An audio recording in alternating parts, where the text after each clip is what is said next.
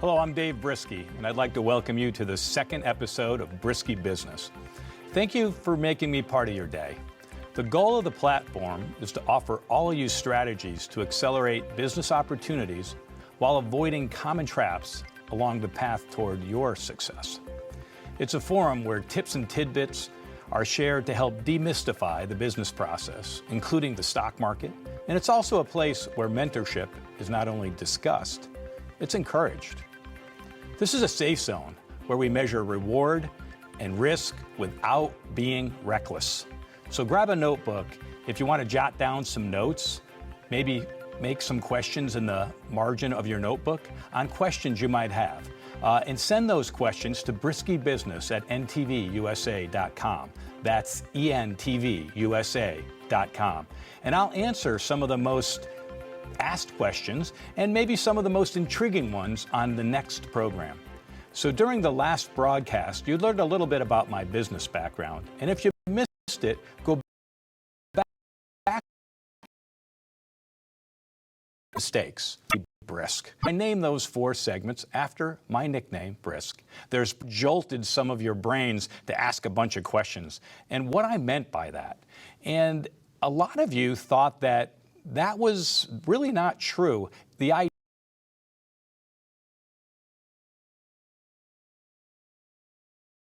me about this exciting opportunity they have to make the first fortified coffee, and it was going to be incredible, and it was going to have vitamins in it, and some coffees were going to have calcium in it, and it was going to be absolutely amazing.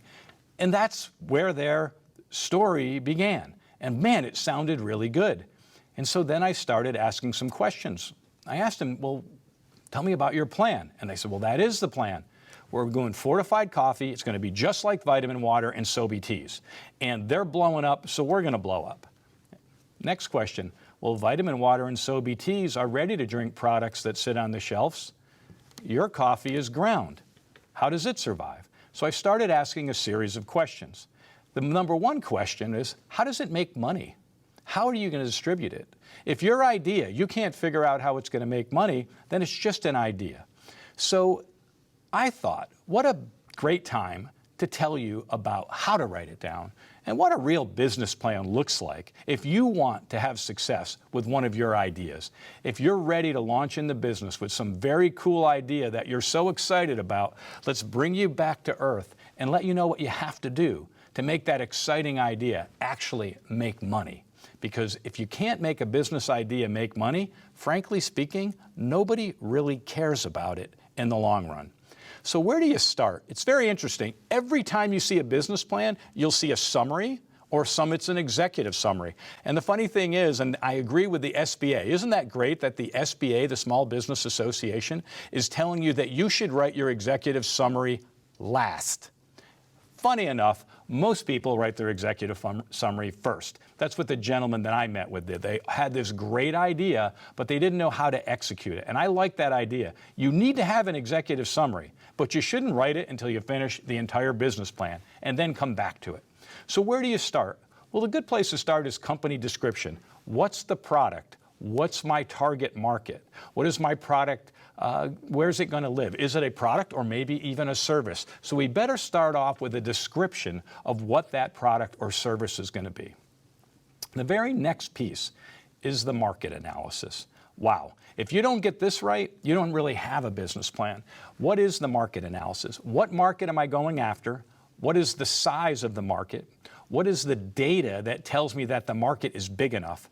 What are the statistics in terms of the size of the market? How big is the market? What is my competition necessarily in that market? Is all market analysis. Market analysis is research, research, research. You better know the market you're going after and who's in there. Now, I'll give you a good example of this. As you know, I'm a president and CFO of a company called Longevity, and we trade on the NASDAQ under YGYI. We started in the hemp business. We have a hemp company. Wow, there's a new market. That is really, really difficult to do a market analysis on because the market really didn't exist. So what do? You're going to have to make some forecasts, but you still better know your market analysis. You still better get some industry data, and you better understand everything about that industry before you get into it. So after you get your market analysis figured out, then you move. But you still better figure out what your strengths and weaknesses are in entering that market. There are some early adopters there. What were they doing? How big are the competitors? How well financed are the competitors? This is what's critical in the competitive analysis. And do you have a competitive advantage? Because at the end of the day, if someone is going to buy your product, you're going to need to have a reason for them to buy it. You're going to need to be able to discuss why your product is better. And without that competitive analysis, that's going to be pretty difficult. Who are your competitors? How strong are they? What are their strengths and weaknesses? How can you exploit their weaknesses? And then what can you do to develop a product that exploits them even more? And then what are the strengths of your product that allows it to exist in the marketplace and take over in the marketplace and be number one? Once you have this figured out, you always need to know who you're going to battle with. So who is your team? Who are your managers? And what does your staff look like? Decisions are critical. Who are you going to run with? Who can you count on? Who can work that 24/7 like you're willing to work on this idea that you're so passionate about? So you're coffee and making it simple to put vitamins in with it, that is a really cool idea. But what did it cost? And since it had to exist and be marketed on a coffee shelf, how did that price compare to the other coffees on that shelf? And that was one of the Achilles heels of the Javolution Coffee Project. When the consumer was walking through the aisle, it would see this product that was priced way higher than other coffee products. And the consumer would just walk right by. So what was the strategy to prevent that? How are you going to get the word out on that product that now was priced much higher than any other coffee product? Would that coffee product be able to exist at that price point? And if so, how are you going to market it? So these are the things you need to explore on product and services. And then, of course, what's your sales strategy? And most people that are new, they say, well, we're just going to sell it. How? How are you going to sell it? Are you going to sell it at wholesale? Are you going to sell it to retailers? Are you going to build out your own stores and sell it in your own stores? Are you going to sell it online? Are you going to partner with Amazon and sell it? And if you do partner with Amazon to sell it, do you know how Amazon's business model works? Do you know how much they charge you to be on an Amazon store? Do you understand all of that? And is it built in your cost structure and your sales strategy and your pricing strategy? And then what's your budget, right? What is your budget here? Maybe you want to budget an inside sales team. That's a way to sell a product. You're going to have an inside team do outbound calls, or maybe you're going to use reps, right? Manufacturer reps, coast to coast. Maybe I'm going to have reps in 4 quadrants. Maybe I'm going to have reps in every state in the union. I don't really know yet, but this better be written down and you better understand it. And then how much are you going to pay those reps to entice them? What is going to be their commission? Wow, sales strategy is really critical. Generally, when I get into a conversation, when I ask someone new and a new entrepreneur, they're like, wow, that's a lot to think about. Yeah, it is a lot to think about. And we're just talking about the sales strategy. We haven't even got to marketing strategy, and those two have to be linked up. What is your marketing strategy? And most people think marketing and sales are the same thing. Oh my God, they are anything but the same thing. The marketing strategy is how to get your product to the potential clients. How do you get in front of them? How do you get the word out? And you better have your budget figured out on your marketing strategy. What is your marketing strategy? Are you going to use social influencers? Are you going to use social media? Are you going to use advertising? Are you going to use billboards? Are you going to use radio? Are you going to use TV? How are you going to do it? How are you going to get people to know who you are? Are you going to get celebrity endorsements? You can go on and on with this, but you better have your budget figured out and what your cost structure is to market your product. Very, very critical piece is your marketing strategy. Okay, so what is the next piece? The next piece is your financial projections. You got a sales strategy, marketing strategy, you got the product pricing, all of that. Now you've got to build a financial projection. That financial projection needs to know when your product's going to launch. It needs to have your team's costs built in. It needs to have your rent. It needs to have your product costs built into it. All of that must be in your financial projections. And now you've got this beautiful package. It's amazing. It's all written down. Everything's written down but the executive summary, right? You've got a really good plan. And now you step back and look at it. And now that you've written everything down, and we said if you can't write it down, it can't be done. Now you know all of the costs. How are you going to fund it? Now you know how much money you need. And then you get to go to work funding that project, knowing what you need for marketing, knowing what you need for sales. And now you're ready to launch and have a successful business launch. And once you write that funding piece, you go back and write that executive summary. And when people read that executive summary and the confidence you're going to have in it, you're going to kill it, because you know you got a plan that's well-financed, ready to go, and ready to bring to market, and you're going to win. So listen, that wraps up Brisk Business Basics, and we'll be right back with Brisk, Buy, or Bail.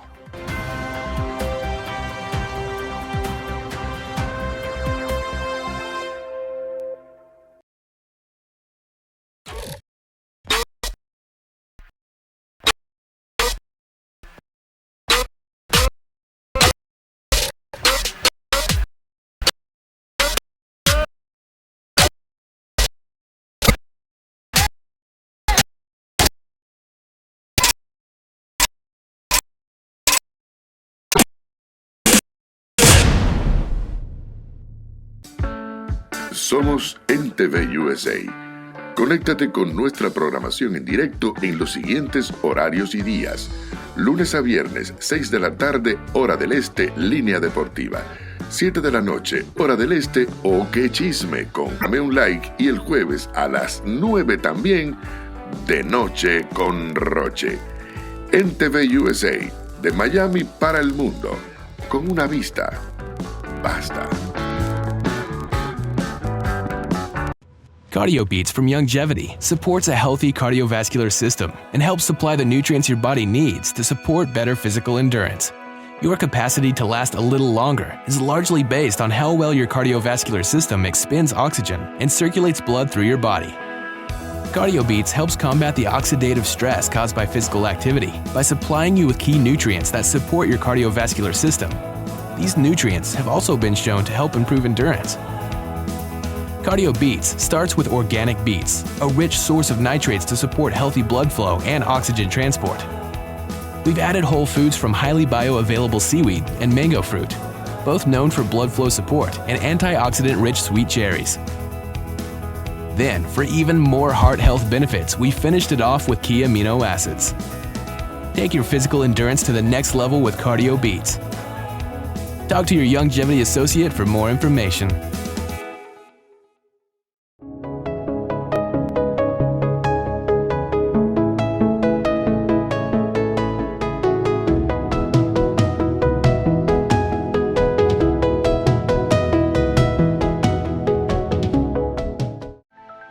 More and more healthcare professionals and people seeking alternative and natural health treatments are turning to hemp-based products because of the growing body of research supporting its benefits.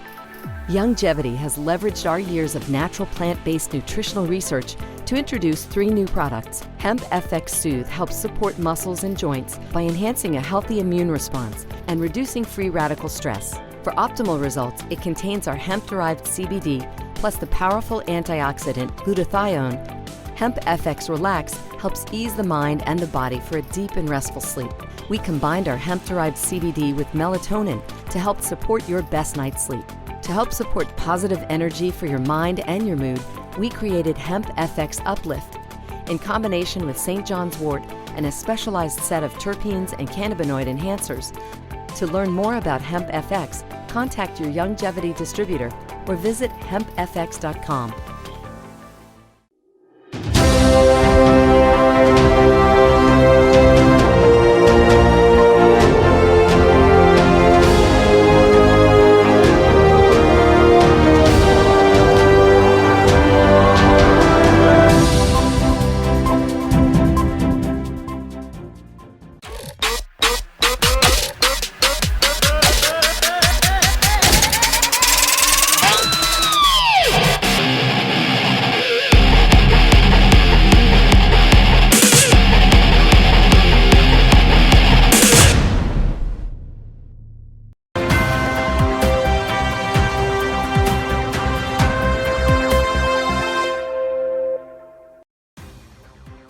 So now we're on to Brisk's Buy or Bail.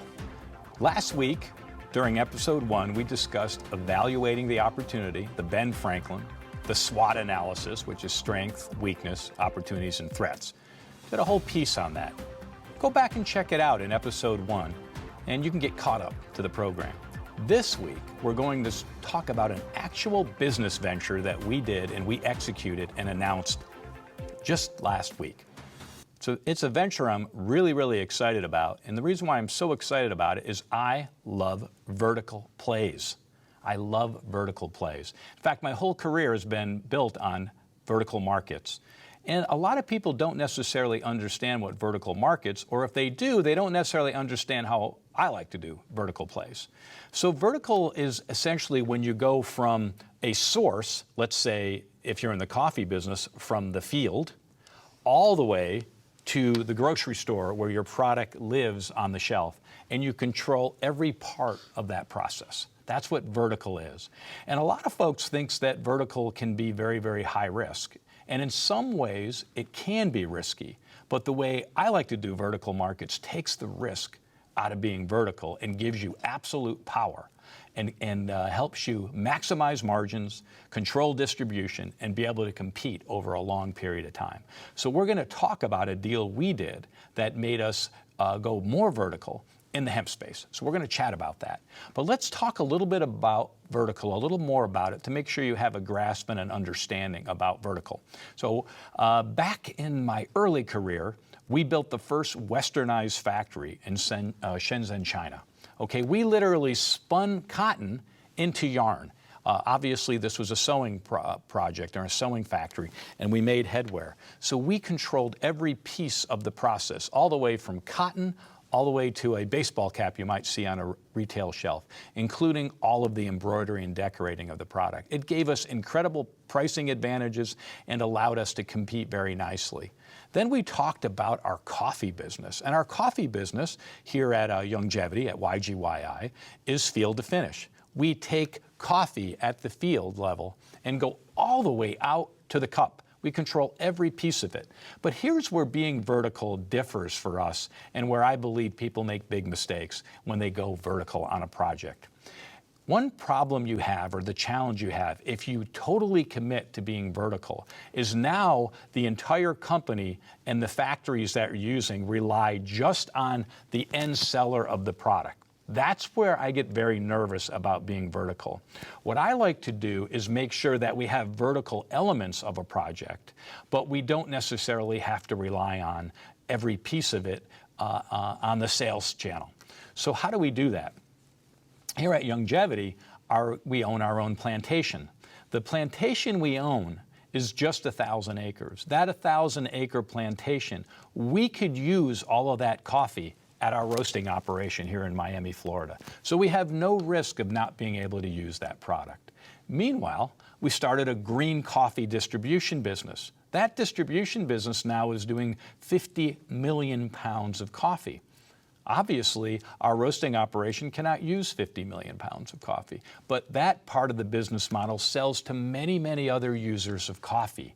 So in our vertical model, we make sure that each piece along the way is not necessarily dependent on the other, but can leverage its profitability by utilizing the other. So not dependency, benefits, and that's our vertical operation. So this week, a deal I'm really excited about, we did a joint venture to go vertical on hemp. And I believe that creates the first opportunity or the first company that actually goes completely vertical in the hemp space. And what I love about this deal is we're leveraging our other capabilities and other core competencies in the business. So we grow coffee in Nicaragua. So we were able to negotiate a license agreement in Nicaragua where we are the exclusive grower of hemp products in Nicaragua. And we formed a partnership, a three-way partnership. This partnership is very intriguing. We have 2,200 acres of land that one of our partners owned in this partnership, and that was valued at about $10 million, okay? We then moved to the second piece of the partnership, which was the funding source, the Nica Hemp Authority. They were willing to put up $20 million to build the infrastructure on this project. So we have a 2,200 acre tract of land and a 45,000 square feet of infrastructure, greenhouses, and we're leveling and getting ready to grow 2,200 acres. Think about that amount of grow that we have, and that's about $20 million contribution. We're contributing our know-how, we're contributing the extraction equipment that we have in our hemp enterprises called Chrysos Industries. Think of how interesting that is. We've leveraged the relationships of our coffee business, the know-how of our hemp business, to now go completely vertical in a hemp enterprise, which to my knowledge has not yet been done in this market. So think about the value on that. We've got a piece of land that has an appraised value of $10 million. We have a $20 million capital contribution among our partner. So now we've got a $30 million project. In that project, we own 50% of the infrastructure. So think about the negotiation of this project. Think about what we were going when we were talking about, should we buy or bail on this project? We've got $10 million of land. We've got $20 million of capital. We now have a $30 million asset, and we, the public company, owns 50% of it. That's $15 million of value that we already have in the project. That's really good for your balance sheet. Now let's think of the next piece. What did we have to give to get that? What we did is we issued 1,500 shares of stock to the partnership. 1,500 shares of stock to the partnership. That's valued at $2.4 million. Well, think about it. We've already got asset value at completion of $15 million, and we're only putting up $2.4 million of stock. That's a pretty good investment. If you think about it, if they only issued the 1,500 shares of stock, the market value of the stock on that day would be the equivalent of $10 per share. Well, our share value is currently trading at $1.60. So that looks pretty good. So what's the catch? There is no catch. We also issued 5 million stock options valued at $1.50. So let's think about that for a second. We've got 1,500 shares of our stock and 5 million stock options at $1.50. Well, how interesting are stock options? With the stock options, the issuer, or we're the issuer, when they get executed, they'll have to write a check at $1.50 times 5 million. So what does that do? That gives us an additional $7.5 million of cash coming into our company. Think about that. We've got a $15 million asset, and now if the option gets exercised, which we know it will, that's another $7.5 million. So we bring in $22.5 million. $22 million of value into our company for 6,500 shares of stock, 1,500 shares of stock, and the execution of the 5 million options. Even at that price, you'd have it at $1.60. Those are the type of deals I like to look for. So just on asset value, we've got great coverage. But here's the kicker on this deal and why I think it makes a lot of sense and why when it came to buy or bail, we said buy, because we own 75% of the profits that are come out of that enterprise, and our partners will get the other 25%. So there's nice upside in it as well. So the brisk buy or bail segment, last week, one of the things you said is, I really like when you bring in real life information, stuff that's actually happened in the marketplace. This is a great buy or bail scenario. And I think it helps you understand how a decision can be made, what are all the partners getting, what is the investment from the company, what is the value of the stock that's being contributed, how much capital is coming back into the company, and then what percentage of the profit can you get on an ongoing basis. And we went ahead and we said buy on this deal. And we're very, very excited for the future that it's going to bring to our company. We will be moving on to Brisks, Bulls, and Bears in our next segment.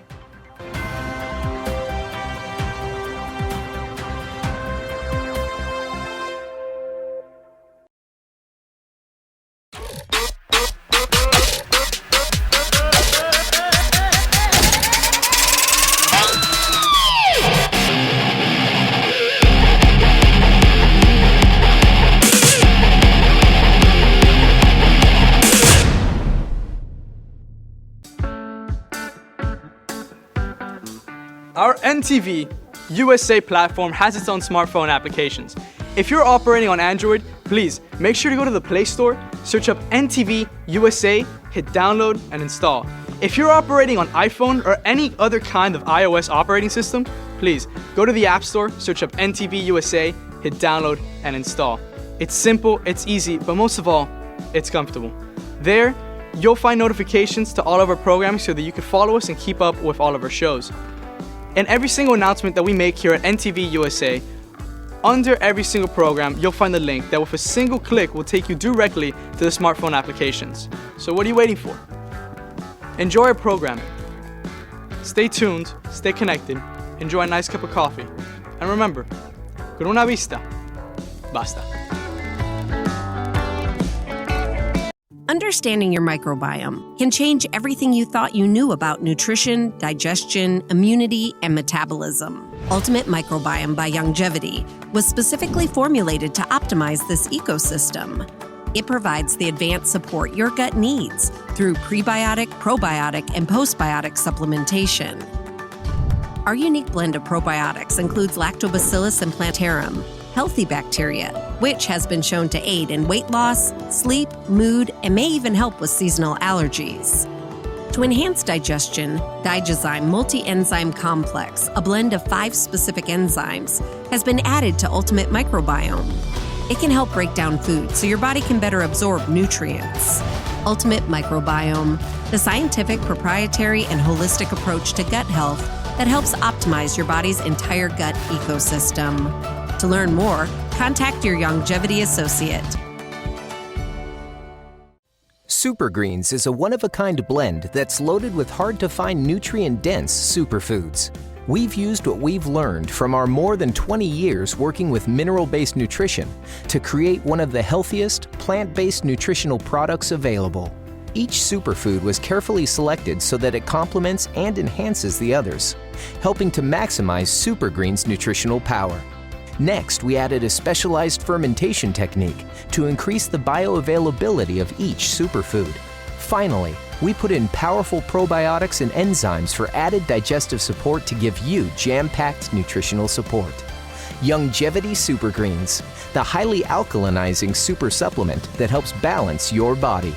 It's the superfood-powered way to get more organic fruits and veggies in your day, all in just one scoop. Check with your Longevity distributor to learn more.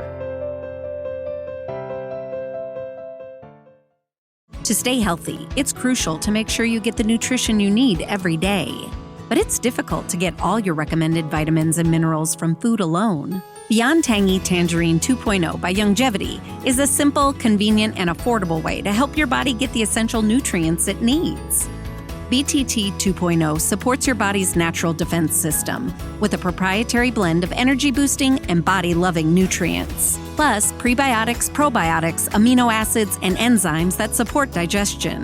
But to get the most benefit and value from any multivitamin, your body must be able to break down the nutrients so you can fully absorb them.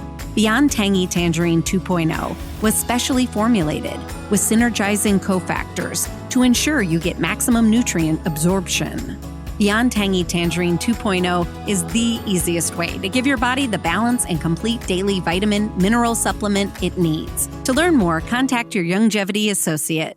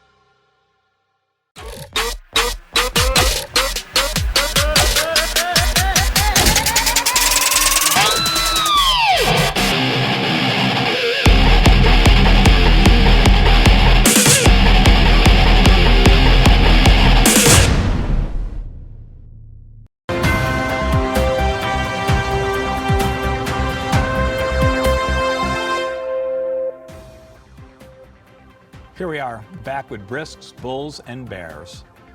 I guess after last segment, you're probably anticipated that there must have been a reaction in the YGYI stock.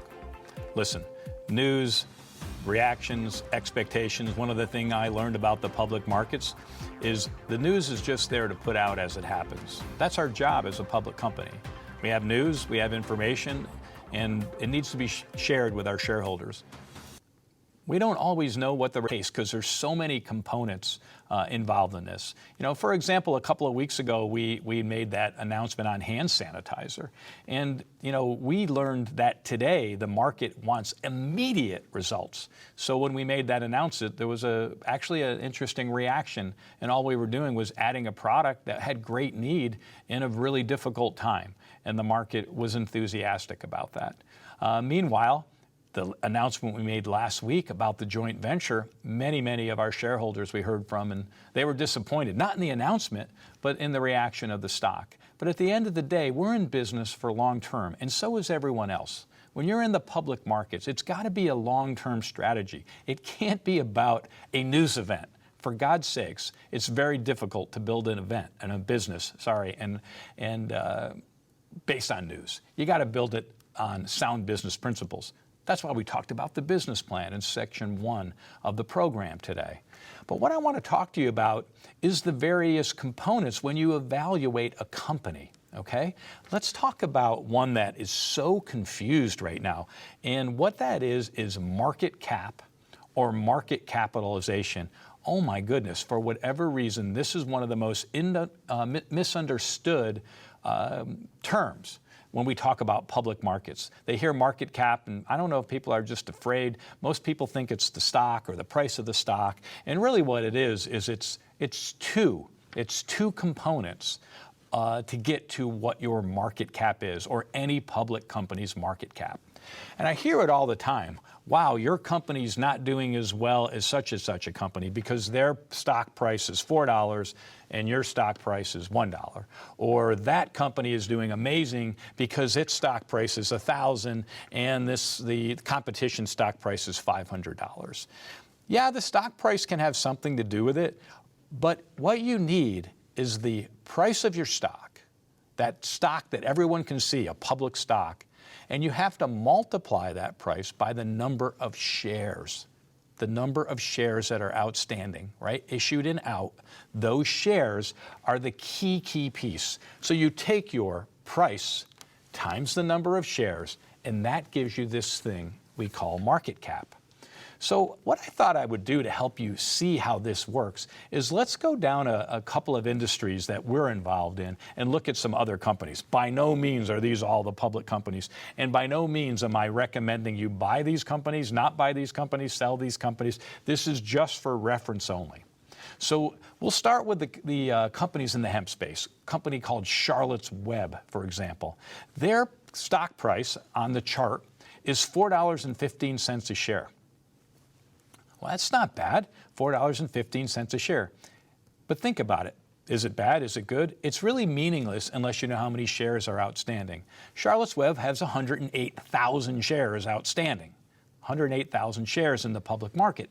So its market cap is $415 times 108,000, or it's worth, market cap value, $451,000. Okay? $451 million. Wow, 415 times 100,000 shares, 400 million shares, $451 million. Okay, there's another company, New Age Beverage. This is interesting. It's a lot like our company. It dabbles in the hemp space, beverage space, and in the direct selling space. That company's stock price of $1.53.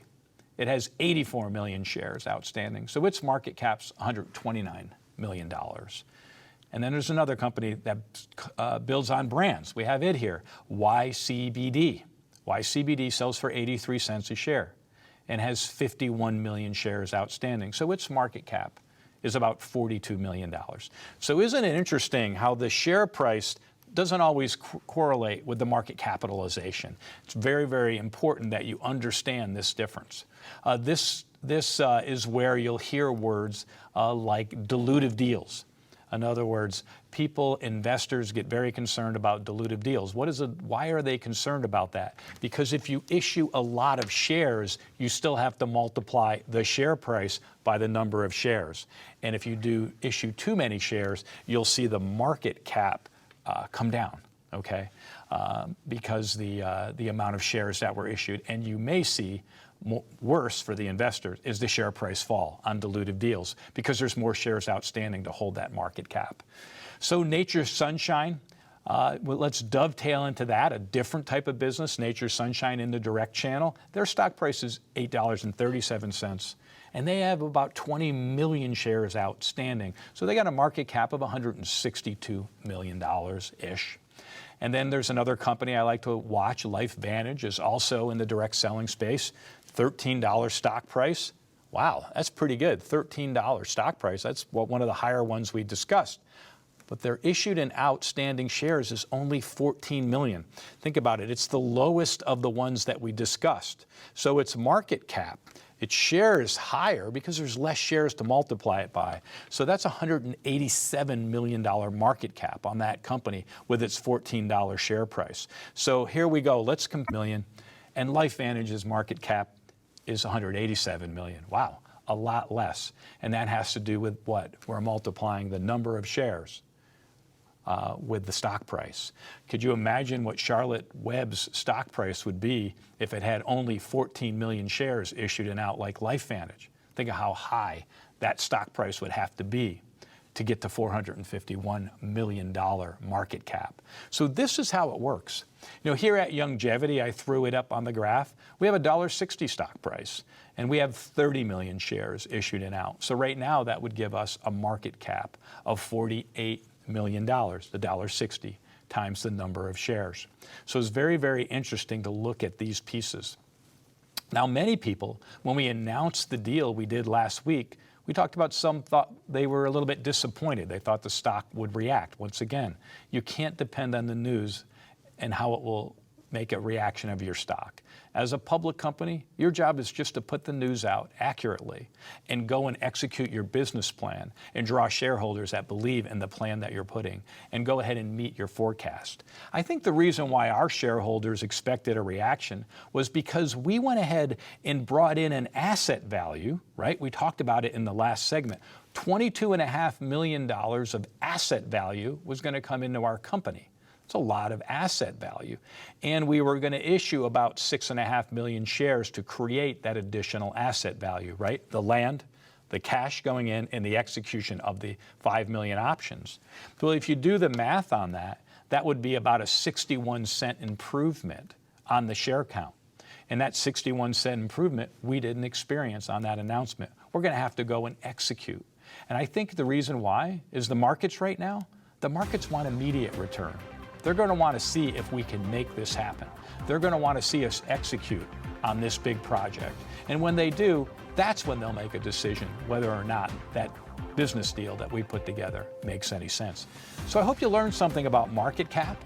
We're going to be right back with my favorite segment, which is Brisk's Best and Brightest, all about mentorship. Be back in a minute.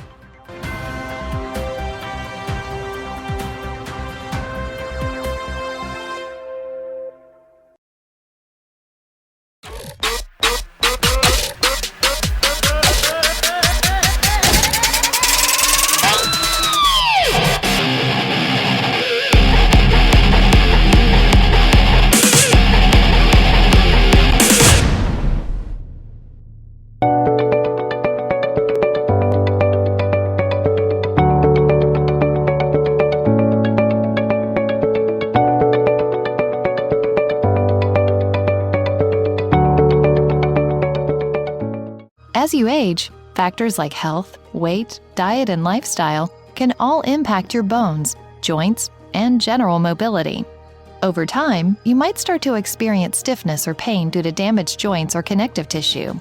Ultimate Glucogel by Youngevity was created to help you limit the effects of wear on your joints. It delivers a daily dose of collagen-rich gelatin your body needs for joint elasticity and maintenance.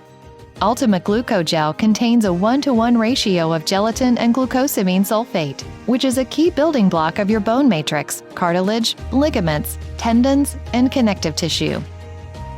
Gelatin's unique blend of amino acids not only help with muscle and joint health, but also has been shown to provide additional benefits for the brain, skin, and hair. Ultimate Glucogel. Natural, optimal daily support for joint health. To learn more, contact your longevity associate. A strong heart is a happy heart. Your body's systems depend on a healthy cardiovascular system to thrive. Without a healthy heart, you could experience symptoms like fatigue, aches and pains, dizziness, or shortness of breath. Longevity developed Ultimate EFA Plus with a proprietary balanced blend of essential fatty acids. We started with flaxseed oil. It's been shown to improve the elasticity of arteries and support healthy blood pressure. Next, we included cold water fish oils, rich in omega-3s that can promote a healthy cardiovascular system and even increase levels of good HDL cholesterol. Then we added borage oil, known for its powerful anti-inflammatory properties. Blended together, these essential fatty acids provide you with the optimal blend of nutrients to help maintain normal cardiovascular health. Ultimate EFA Plus, the right nutrients to improve your heart health naturally. To learn more, contact your longevity associate.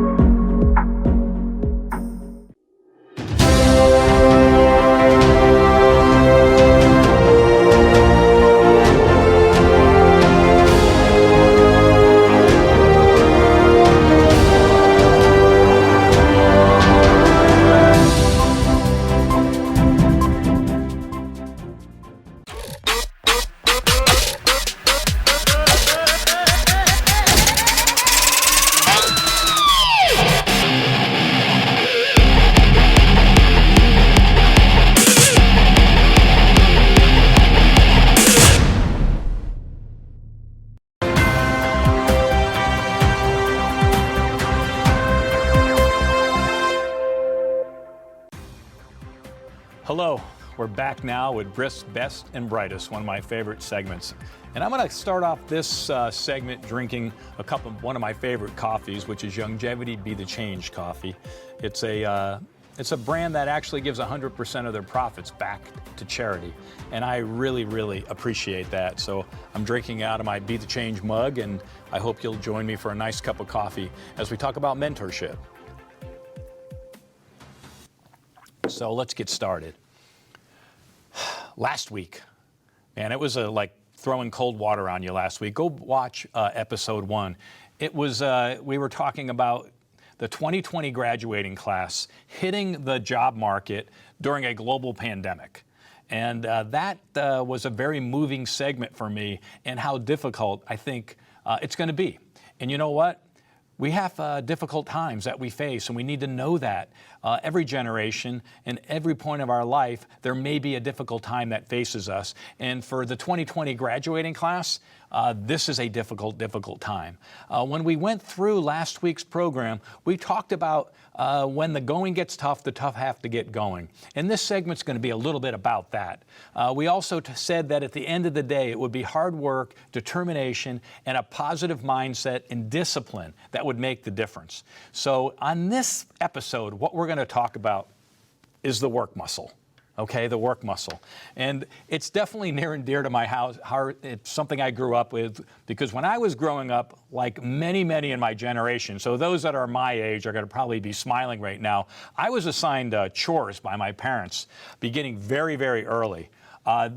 It was quite different than it is in the world today, okay? You had to kind of like work for your food type of thing, okay? And in those days, many say it was simpler times. It was the more traditional family as they spoke it. And it really was. It actually was less stress. The dad has its role. The dad was definitely the breadwinner. It was before the two-income family and all of that. I'm not against all that. I love it. In fact, I'm so proud of my daughters and what they're doing out there in the marketplace. But it was simpler back then. The dad made the money, and the mom took care of the the family. And I had a great mom and a great dad, and they taught me all of that stuff.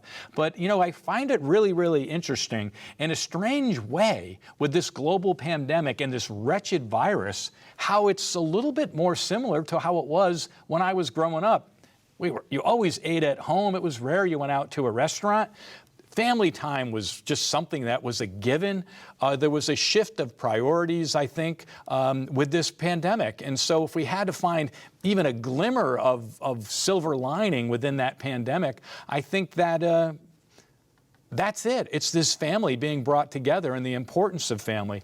So, you know, let's get back to the assignment of those chores. So my father, he was especially involved in this. In fact, he monitored my effort, and he had something to say if it wasn't up to his specifications. Let's just say this was before political correctness, okay? This is at a time when the expression spare the rod, spoil the child would be okay. I know you can't actually say that today, but back then you could say that. But let's just say back when I was growing up, Dad ruled the family, okay? And we kind of knew who was in charge there.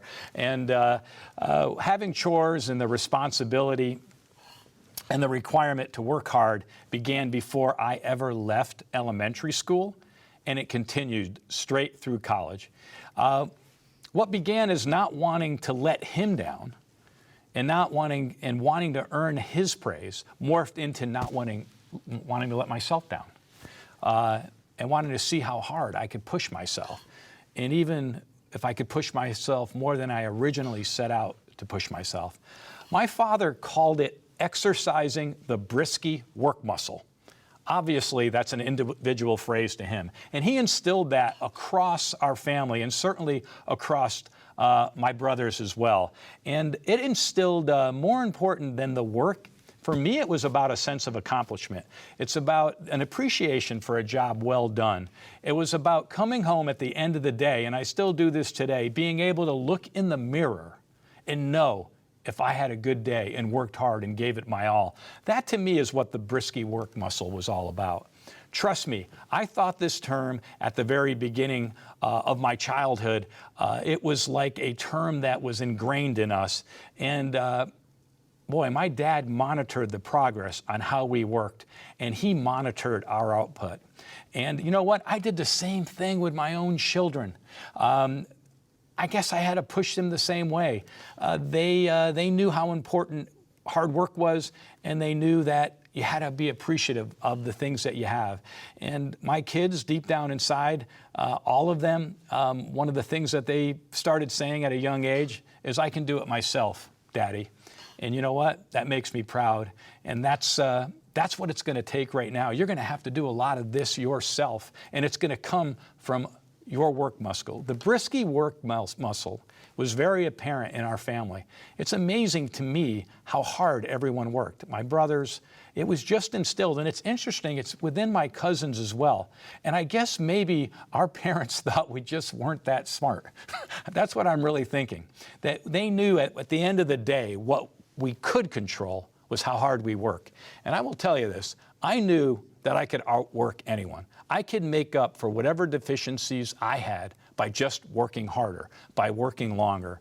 And you know what? That has worked for me, and that's worked for really everyone in our family. And I think that's what's going to work for you. I think that's going to work for you in this pandemic as you come out in 2020. What are you going to do? And you're going to have to outwork your classmates. You're just going to have to work harder to make it happen. Now, one of the things I noticed about the millennial class and the younger generation is that they're givers. You know, they want time freedom. They want these things. So this is so contra to this idea of this work muscle. But let me maybe give you a way that you can use it. You know, charitable giving is something really important to the millennial generation, the younger generation. In fact, as a percentage of earnings, a percentage of income, the millennials give away more to charity as a percentage of income than any other generation, including the boomers. That is an incredible statistic. So we know, or I know, that social responsibility drives you. But let me tell you something. If you work hard, if you drive and make more money, you can do a lot more for others. Having financial rewards or having a good job and having what you need to make things happen, in your arsenal is going to be a key. And if you're the type of person that was like, no, I just want that time freedom, I just want to give for others, and I know that's in your heart, you're going to have to work harder to be able to do those things. You're going to have to fine-tune that work muscle. You're going to have to really, really focus on competing. 24 million people now are out of work. The strong are going to survive. The work muscle is going to be absolutely critical to your success. And I know you're going to make that work muscle work for you. And then you can go ahead and be socially responsible. Then you can maybe start your own foundation and start a coffee brand that, like Longevity, be the change that gives its profits back to charity. That didn't come from being easy. That came from hard work. And your hard work is what's going to set you apart during this crisis that we're in. And I'm confident that you're going to be able to do it in a big, big way, that you're going to be able to hone in your hard work, and you're going to show people how strong you are. But use that brain of yours as well, that God-given brain, and go back to the segment that we discussed at the beginning of the program on the business plan. What is your plan to go out there and land a good job? How hard are you going to network? There's people out there wanting to help you. You need to pull out your Rolodex, your phone, your relationships, talk to your parents, talk to your friends, and see who's hiring. You're going to have to work twice as hard. You're going to have to talk to 5 times as many people. That's the work muscle I'm talking about refining to you, so you can get started. You can get started on the path in a difficult time. And like I said last week, I am so confident that this generation, this 2020 graduating class, they are going to do amazing things because they're coming out in difficult times. You're going to be the overcomers. I discussed it last week. Hone in your work muscle, triple your efforts, and make it happen. In the coming episode, we're going to focus on a number of things, but I want to focus on gap moments in a coming episode, because I think for our younger generation, it'll help you learn how to balance your work muscle with enjoying life. That's Briskie Business.